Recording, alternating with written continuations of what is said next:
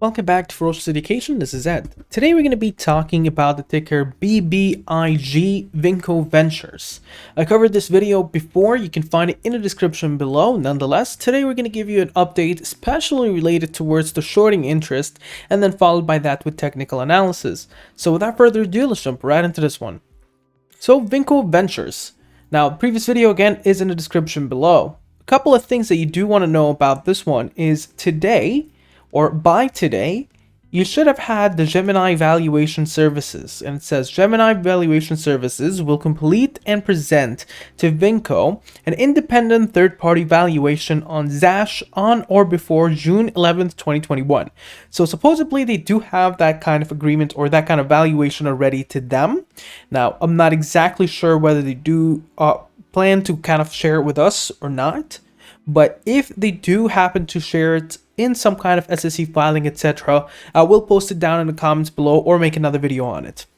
Now, the other thing here is that the parties intend to sign the final agreement and plan of merger and reorganization on or before June 24th, 2021, and subject to regulatory blah blah blah, the merger in Vinco will occur before or on July 15th, 2021. So that's the deadline towards that. We do have an SEC filing from yesterday, and it says something as follows. As previously reported by Vinco Ventures, it's a current report Form 8K filed with the SEC on January 21, 2021. And it says that the ZASH Global Media and Entertainment Corporations, ZASH, entered into a contribution agreement with Vinco. Vinco and ZASH established new formally company in order to exchange or engage the development and production of consumer-facing content and related activities.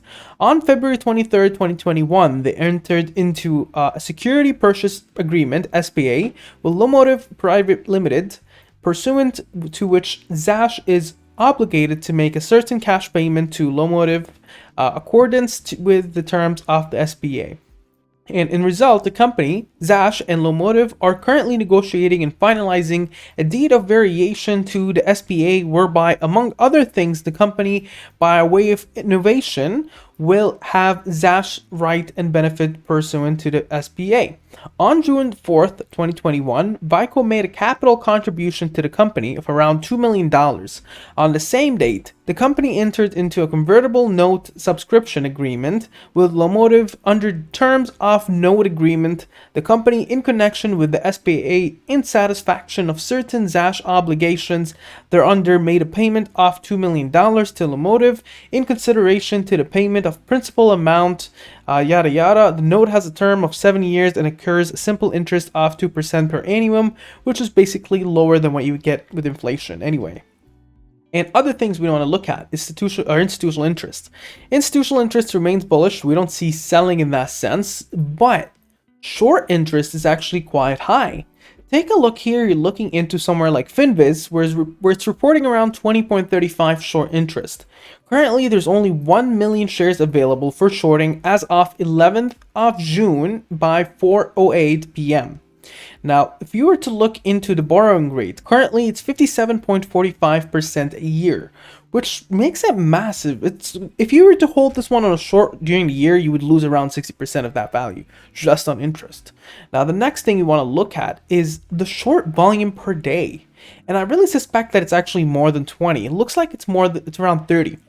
So ever since you're looking back into 2 weeks ago, 27th of May, 33%. The next day, 36%. Next trading day, 29%, 29, 36, 32, 22, 23, 24, 22. I'm guessing the short interest is actually around 25 to 30 because of the amount of short volume you're getting to see on a regular. Especially as well, back on the 4th of June, you recorded around 40.4 almost million short shares. That's massive.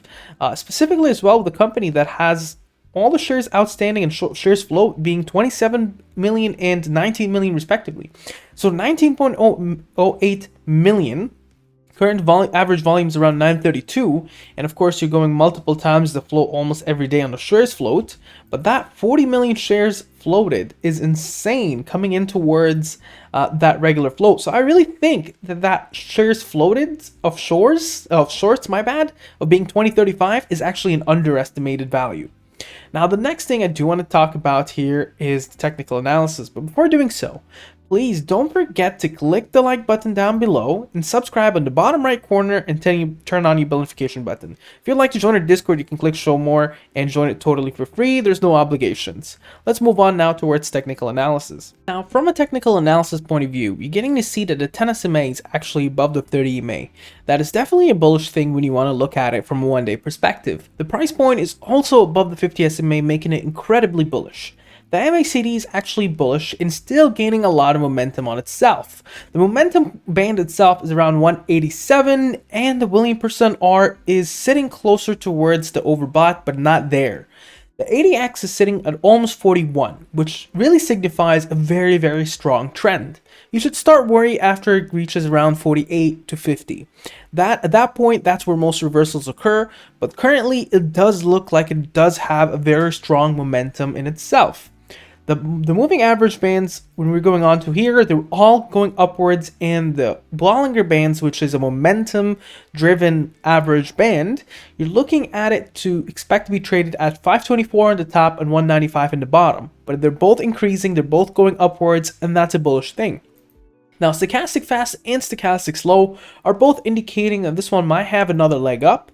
And when you're looking at the Fibonacci retracements, you're seeing a significant support level at the 428, below there the 307, below there the 112. Current resistance level are at 526, 623, 762, and 939.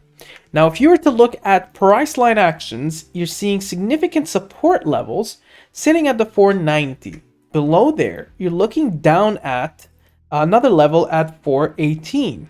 Now, another part of it, you're looking down to 345, and then down to 312, going down to 280, going down to 235, and then 215, and then down to 162. Current resistance values, you're looking at a very strong resistance at the 523 level. Above there, you're looking at the 544, above there, 597, and then straight on towards the 10 bucks. And you get to see that it is currently really moving on and attempting to go towards newer highs. It did definitely record one of the strongest resistance, almost touching it, almost breaking it actually, and it did touch it around the $6. If you were to go back at the $6 and you break that resistance level, from there on, you're up to the 10 bucks. But again, be very careful towards this support here at the 415. That should be a very concerning level for you. And comes to the question to Ed, what do you think about this one? I think that they do have a lot of ambitious plans in general. I did go in the last video and I talked about it for a while. And I think that this company itself will probably see that 10 bucks sometime soon again, if there's still a lot of interest. Now, there's a lot of people that are actually mentioning the stock, and the short interest itself seems to be increasingly higher. And once you get the next report, and I do really anticipate that it's going to be around 30%, a lot of people are not going to like that it has 30% shares in the short side. And once that goes to retail, you might actually get a short squeeze out of this. That's my opinion. What do you think about the sticker? Make sure to mention down in the comments below. Share, subscribe, and like, and have a wonderful day. Now, if you made it this far into the video, I do recommend that you go ahead and join our Discord server. There's a lot of amazing folks in here. We do a lot of discussions here into the trading floor throughout the day. A lot of people are in there, and we do ask questions. You can ask me any question you would like on there. We do post research and DDs, and we hold weekly chat sessions. And we also do have a lounge in there. So make sure to actually join that and join the fun there. Have a wonderful day and a good one.